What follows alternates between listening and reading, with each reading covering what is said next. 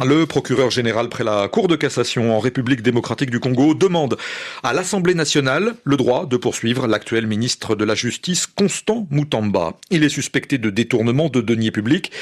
C'est en fait le projet de construction d'une prison à Kisangani qui intrigue les magistrats. Un projet à 39 millions de dollars, dont 19 millions ont déjà été décaissés, sans contrôle ni certitude sur l'origine des fonds.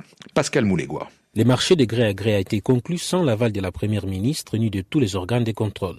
La cellule de renseignement financier avait bloqué les virements, évoquant des doutes. Autre anomalie avancée par le procureur, les fonds ne venaient pas du trésor public mais du Frivao, un établissement chargé de gérer les 325 millions de dollars dus par l'Ouganda à la RDC au titre des réparations des guerres, un fonds sous tutelle du ministre de la Justice.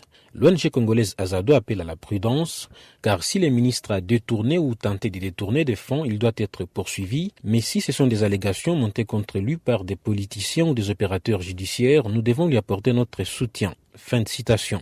En coulisses, les tensions entre Constant Mutamba et les parquets couvrent depuis plusieurs mois. En novembre, il avait ordonné une enquête sur l'achat d'un immeuble à Bruxelles par le procureur général.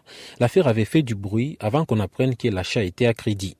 Est-ce une riposte du procureur 6 mois plus tard? Un haut responsable judiciaire assure à RFI, il faut considérer la clameur suscitée par les dossiers du ministre, pas d'animosité.